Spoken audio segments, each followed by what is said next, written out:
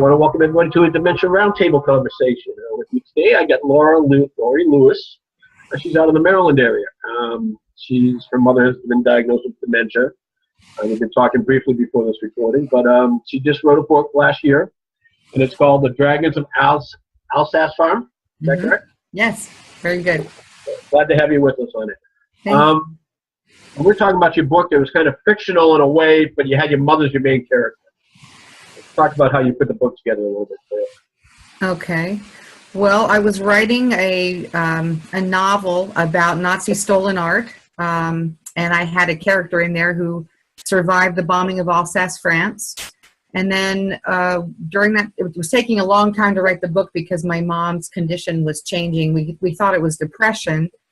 And then we finally were able to get a doctor to diagnose her condition, and she was diagnosed with dementia.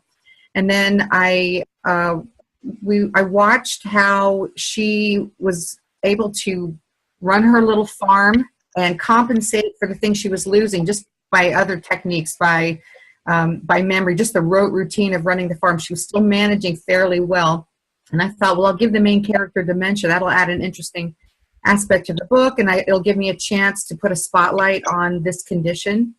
And then another interesting thing came, a young couple, a married couple, who both had some mental disabilities, came to live on the farm with her to help with the farm work.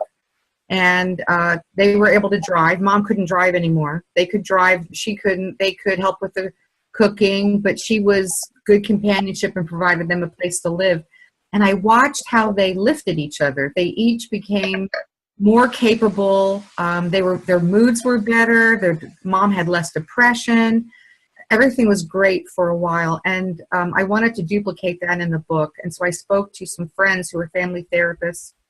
And they said, well, if you don't want to go with the handicaps or the disabilities that your mom's friends are living with, try, using abuse or drug abuse or substance abuse. And so we crafted these characters to kind of show how these somewhat broken people can actually lift and strengthen one another. And that's really the theme of the book. That's a very good point, because there's a lot of good living still with dementia.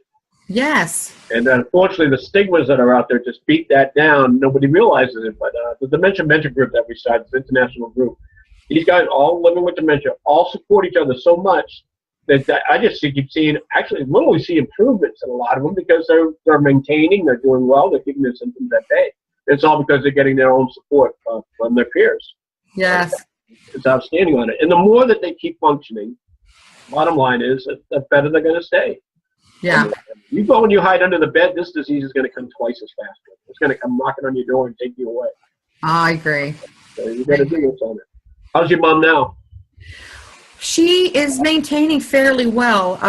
We moved her from family member to family member. It was kind of like Goldilocks. This house is too busy. This house is too quiet. She wanted to be with people her own age. She wanted friends, and so we found a very nice group home. It's 11 or 12 residents. They live in a house together. They have supervision and people who cook for them, but they basically live like they did before. They have their own space, and they cook, and they help with meal prep and stuff like that, but they have companionship. They play games, they exercise. It's been a very good experience for her, and it's keeping her mind, I think, a little sharper, because she plays games. Was this once a house that they converted?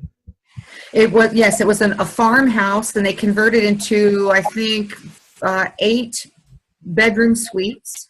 Some of them are double occupancy, but they all eat at one big family table, and they have a big family room, and they have people with varying levels of concern, but mom is like the mom to everybody. She's like the mother of the house. She's running the place. Right. Yeah. Well, that's all right. We have one woman here, and I live in the Spring Hill quarter, just north of Tampa on this, but she's opening up her third, and she's doing a fantastic job on it. And there are about 5-6 people per house. Yeah. She's got a grand opening coming up here, and it's going to be like our third one, I believe, on it. So, I mean, sometimes those are better fits. Yes. You get people with Lewy body, the more hallucinations, the night terrors. And if they get more, I believe they're getting more one-on-one care in those facilities, the smaller ones. Yeah. This is a very loving place, too. There's a lot of hugging, a lot of sitting and laughing, and there's a lot of touch and reinforcement in that way. And I think that environment's really good.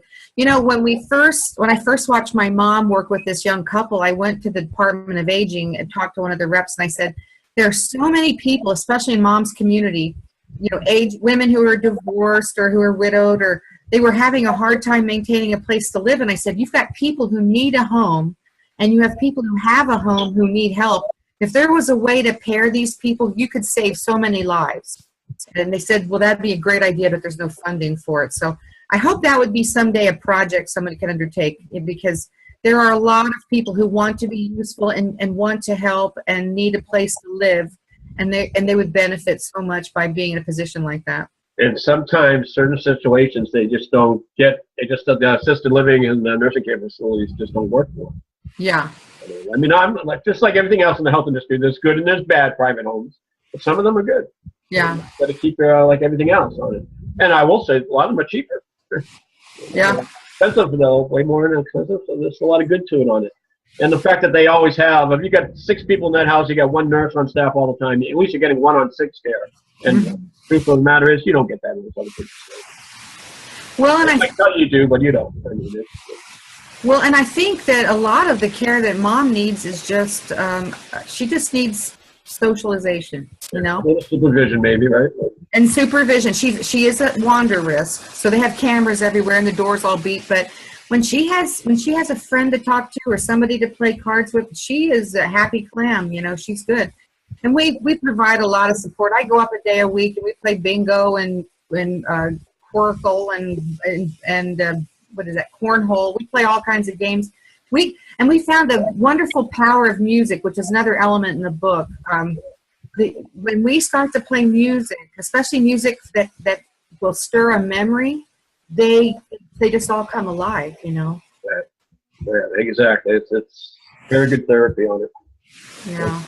Okay, so you've written a few other books. So you're a historical fiction writer by trade, more or less, I would say. I love historical fiction, and I live in an area just filled with all kinds of wonderful opportunities. Yeah, the northeastern Maryland area, without a doubt, you get a lot of history there. Yeah. One of my favorite genres to read. I love it. I want to thank you for joining us. Nice little talk on this. I'm glad your mom's found a good place like that, because that makes me happy. Sometimes it's just, I wish more people would look into it on it. I had a phone call the other day, and this is basically where we're heading. We're going to try to find a location. Because the big facility is absolutely not working for this gentleman. Yeah. But sad situation where he's going to get, I hate to say it, but he's going to get kicked out. Oh. When you get kicked out of one, that reputation stays with you.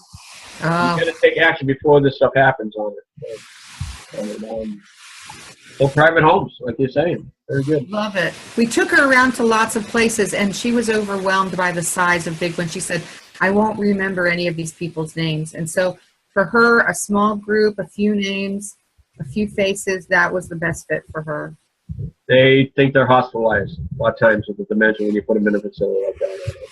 Some of them act that way on it. Quick example before we go. My dad, the minute we brought the hospice bed into the house, was the last time he ever thought he was home.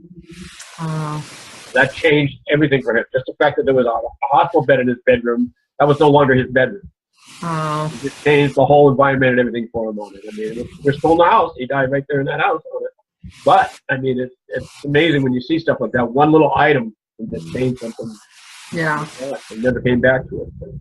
Well, Laurie, I want to thank you. Very nice meeting you.